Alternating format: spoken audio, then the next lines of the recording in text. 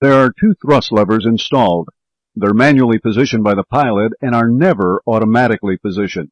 The forward and aft movement of the levers is available over a sector with detents and stops. The toga stop is used for setting maximum takeoff power or for setting go-around power. The flex and max continuous thrust detent is used for setting reduced takeoff power or for setting maximum continuous thrust.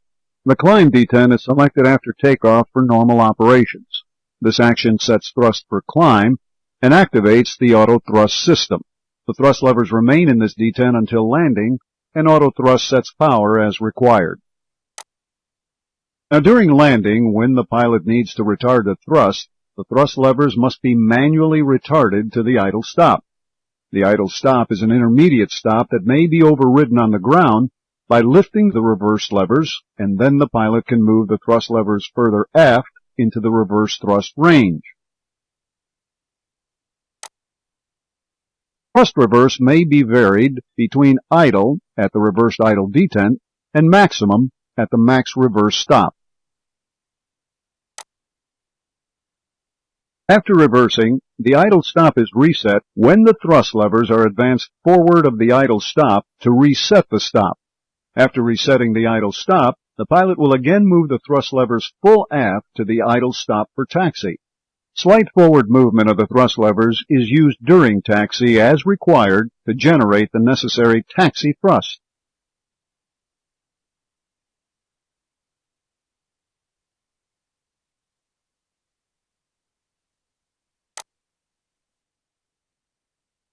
The position of the thrust lever is transmitted to the associated FADEC, which computes and displays the thrust rating limit for the selected thrust lever angle on the EWD. If a thrust lever is set in a detent or stop, the FADEC computes power for the selected detent or stop. If a thrust lever is set between two detents or a detent and a stop, the FADEC computes power for the next higher detent or stop.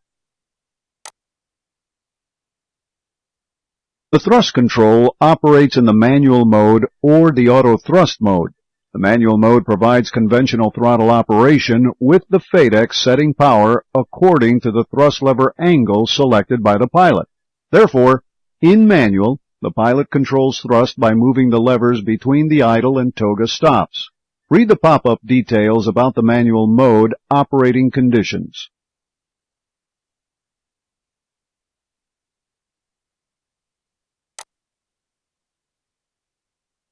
In the manual mode, the flex max continuous thrust detent requires an explanation. With the aircraft on the ground, this detent selects flex takeoff thrust if the crew has selected a flex takeoff temperature that is higher than the current TAT. If the crew has not selected a higher temperature for flex, this detent will set max continuous thrust on the ground. Note, a change of flex temperature during takeoff has no effect on the thrust. If the flex setting was used for takeoff, it may be necessary in abnormal conditions to set max continuous thrust power. The pilot can select MCT thrust by moving the thrust levers to the toga stop or the climb detent and then back to the flex max continuous thrust detent. After MCT thrust has been selected, flex power cannot be selected by this detent until the aircraft is again on the ground. Note, the thrust lever must be fully moved to another detent or stop to effect this change. If the lever is not fully positioned to another detent or stop, then flex power will continue to operate. Regardless of the auto thrust mode, the pilot can always set maximum takeoff thrust by advancing the thrust levers all the way forward to the toga stop, or idle by retarding the thrust levers to the idle stop. Note, if the thrust levers are moved to the idle stop, auto thrust and alpha floor will disarm and deactivate.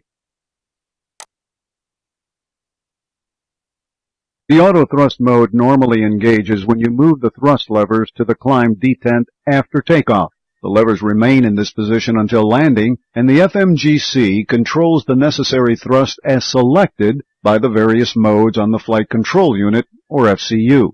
Therefore, The thrust levers normally remain in the climb detent until they are manually retarded to idle for the landing. The auto thrust mode selects the power by signals from the FMGC, but the thrust is limited to the value corresponding to the thrust lever angle position unless the alpha floor mode is activated. The FADEC monitors positions of the thrust levers and triggers appropriate indications in the first column of the FMA. The last few frames will describe some of these indications. After takeoff with both engines running, when the aircraft reaches thrust reduction altitude, the FMA shows a flashing white annunciation of lever climb on the third line.